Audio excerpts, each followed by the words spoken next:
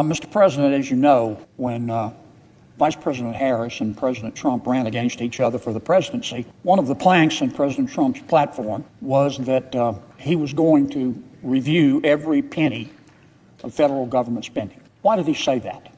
Why did he promise to do that? Well, first, there's a moral principle involved. People worked hard for their money, and when they give it to government, they're entitled to expect government to spend it efficiently. Number two, President Trump ran on that plank because of our debt. The federal debt is $36.5 trillion. You know, we throw these numbers around like a trillion, we start to take them for granted. To give you a little perspective, it's $36.5 trillion. It grows bigger by the second. It's going to increase. If we just keep doing what we've been doing, it's going to increase $1 trillion every 100 days. If we just keep doing what we've been doing, it's going to increase $10 billion a day. Today, nothing changed. We added $10 billion in debt. That's also $417 million an hour. That's $6.9 million a minute. I think I've been talking about a minute. We just added $7 million to our debt. That's why the president wants to get rid of spending porn. The reaction here in Washington, Mr. President, has been breathtaking. I understand Washington is not exactly a slice of America. I get that. I understand that Washington is not normal. Normal in Washington, D.C. is a setting on the dryer. So I get all that. We're different in Washington. But the pushback to President Trump's effort through Mr. Musk and his team to reduce spending has just been extraordinary. I mean, people are barking and yelping and shrieking about it. They sound like the game room in a mental hospital. And I get that a lot of people don't like President Trump, and I get that many people don't like Mr. Musk, and I get that Mr. Musk is different. I kind of like that. I mean, I like different. He's the sort of guy that would wear, he'd wear Crocs to a wedding. I get that. I find it kind of refreshing, but nobody's ever called him a dummy, and he's found an incredible amount of waste and abuse of taxpayer money, what I call spending porn. I'm not going to repeat everything I repeated or I said the first time we talked about this, but Mr. President, it seems to me to be once again extraordinary that people are mad at President Trump and Mr. Musk for the process they're using, but no, they're not mad about the money being wasted. I mean, Mr. Musk, whether you like him or not, he's found, for example, $7.9 million we spent to teach Sri Lankan journalists to avoid binary gendered language. He's found money that was given to an NGO to empower the LGBT community in Armenia. He found $1.5 million that we spent to rebuild the Cuban media ecosystem. $2.1 million to the BBC to strengthen the media ecosystem in Libya.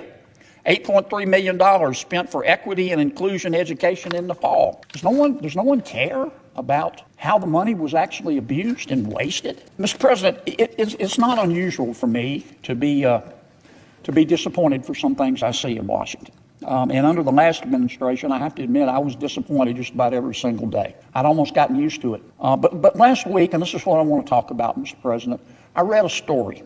It was a story about the abuse of taxpayer money in the last administration. And it was so nauseating that it triggered my gag reflex. In April of 2024, not that long ago, the EPA under President Biden gave $2 billion in taxpayer money to an organization that had absolutely no experience, that was backed by a very prominent Democratic politician by the name of Ms. Stacey Abrams. Here's what happened. In 2022, as you know, Mr. President, President Biden and my Democratic colleagues passed the Inflation Reduction Act. Not a single Republican voted for it. Not one, either in the House or the Senate. We knew at the time that spending $1.2 trillion, that's what the Inflation Reduction Act cost, would only make inflation worse, not better. And even President Biden eventually admitted that the Inflation Reduction Act did absolutely nothing to raise prices. Even President Biden, at the end of his term, admitted that. So where did all the Inflation Reduction Act money go? Fair question for taxpayers to ask. I mean, there's nothing wrong with wanting to know what they do with our money. Let me say that again. There's nothing wrong with wanting to know what they do with our money. So where did all the Inflation Reduction Act, this $1.2 trillion, go? Well, President Trump and DOGE, the group appointed by President Trump and the EPA, under new leadership, under Mr. Lee Zeldin, have begun to follow some of that money. Now, this is where Ms. Stacey Abrams comes in. I think it's fair to say that Ms. Abrams is, I don't know, I would call her controversial. She has the right to believe what she believes. This is America, and she has the right to free speech. I'm not criticizing that, even though I disagree with some of what she says. But I think it would be fair to describe her as controversial. She's probably best known for the fact that she ran for governor of Georgia twice, and she lost. In her career, Ms. Abrams has said the following. I don't want to just articulate hyperbole here. I want you to read her words, not mine. On April 20th, 2024, Ms. Abrams appeared on MSNBC with Reverend Al Sharpton, and this is what Ms. Abrams said, quote, "What we know is that the attack on diversity, equity, and inclusion is an attack on democracy." On September 20th, 2022, during a panel discussion in Atlanta, Ms. Abrams said this about a baby's heartbeat, a fetal heartbeat, the heartbeat of a baby in a mother's womb. This is what Ms. Abrams said about a fetal heartbeat. She said it is, quote, a manufactured sound designed to convince people that men have the right to take control of a woman's body, end quote. Her words, not mine. In May of 2022, during a Georgia gubernatorial debate, she's running for governor of Georgia now. Ms. Abrams called Georgia, quote, the worst state in the country to live in. In October of 2022, during another Georgia gubernatorial debate, Ms. Abrams accused the sheriffs, all of the sheriffs in Georgia who endorsed her opponent, Governor Brian Kemp, of wanting, quote, to be able to take black people off the streets. In October of 2022, Ms. Abrams appeared on MSNBC. She suggested that abortion is a solution to inflation. Here's what she said. She said, quote, let's be clear. Having children is why you're worried about your price of gas. It's why you're worried about how much food costs, close quote. Her words, not mine. Let me say again, Ms. Abrams has the right to her opinion. This is America. You're not free if you can't express yourself.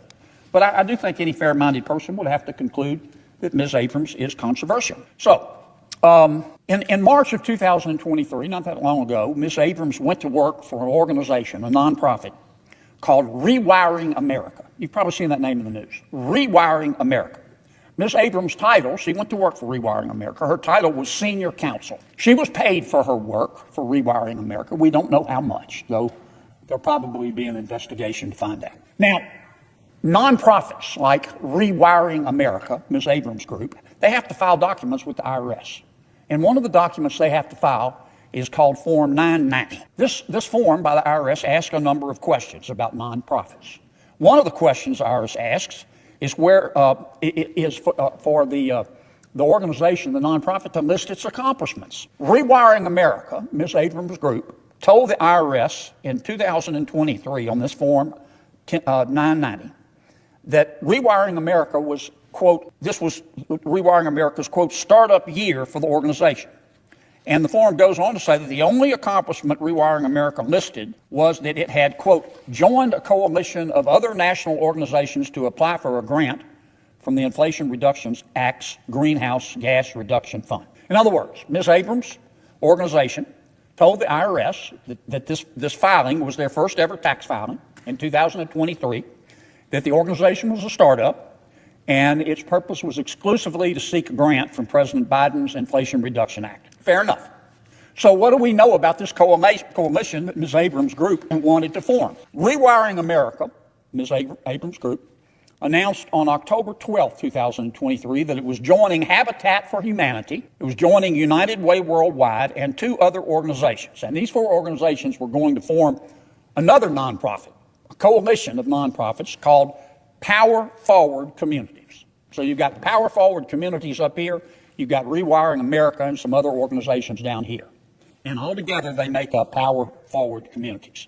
And they also announced that a gentleman by the name of Tim Mayopoulos, a former Obama administration appointee, would lead the coalition. Now, as a nonprofit, I told you that Rewiring America had to file forms with the IRS. Well, so did this new group, Power Forward. It had to file Form 990 as well with the IRS. According to its filings, Power Forward had just $100 in total revenues in 2023. According to the IRS filing, it didn't list a single accomplishment. I've seen Girl Scout troops with more business credentials. Yet power-forward communities, of which Ms. Abrams' Rewiring America was a part, had the audacity to ask the federal government for a $2 billion grant. For what, you ask? It was supposed to be for, quote, to expand access to clean energy by prioritizing housing, equity, and resilience. Power-forward communities said it wanted to take this taxpayer money and help people install energy-efficient upgrades to their homes. What are we talking about?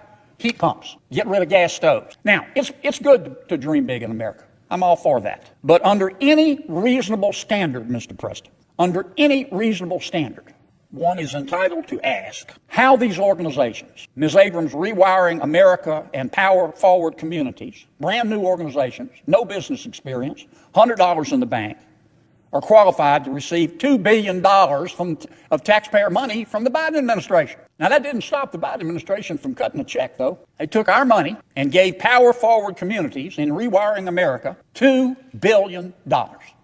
You want to know how we ran up $36 billion in debt? That's how. Now, the EPA announced in 2024 under President Biden, just 6 months after Power Forward was formed. Power Forward was formed, and 6 months later, President Biden and his team announced they were giving them $2 billion, and that's, as I said, that's B with a billion.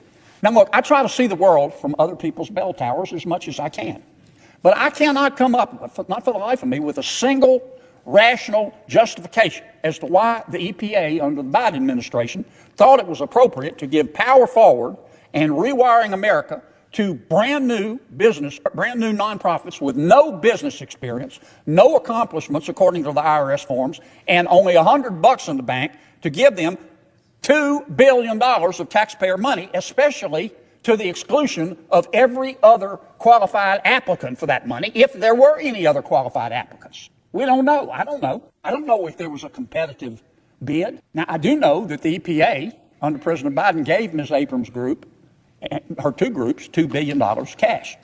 In the grant approval, President Biden's EPA said that Power Forward had to allocate this money to get rid of stoves and to put in heat pumps. They had to allocate the money. They had to spend it in 21 days. Now, that meant that Ms. Abrams' group, Rewiring America, which was part of the larger group, likely received or was supposed to receive a check for $490 million, about a quarter of the total $2 billion, by the end of May 2024. And the other organizations, within 21 days, President Biden directed, were also supposed to receive their share of the money. But get this, President Biden and his team directed these NGOs to distribute $2 billion in 21 days.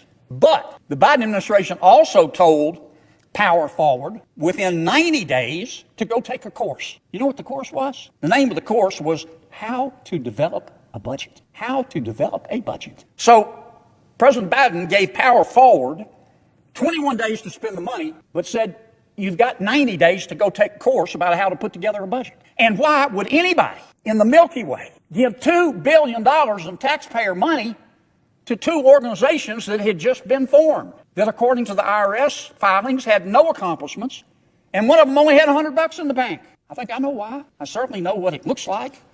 I mean, this would be comical if it wasn't so odious. $2 billion. You know, the last 4 years under the last administration have been very difficult for America. The cost of everything's gone up. The cost of many things have gone up by 20%, and our wages didn't keep up. The average electricity bill in America went up 19%. The average Louisianian, because of President Biden's inflation, had to spend an extra $890 a month, extra, for food and clothing and car notes, and they didn't get $890 a month raise. President Biden and my Democratic colleagues told us that the Inflation Reduction Act, I remember when it was passed, they said if you spend $1.2 trillion on the Inflation Reduction Act, it'll be a lifeline to every family in America. It's not what it looks like to me. Starting to look like to me that it was really a slush fund for Washington insiders. Now, I don't want to make accusations that are unfair. I think EPA Administrator Zeldin needs to get to the bottom of this. I believe in fairness. I believe in due process. Mr. Zeldin has announced that he's going to try to claw back as much of this $2 billion and other monies as he can. And again, I think he ought to do it fairly and accord everybody due process. But you know what?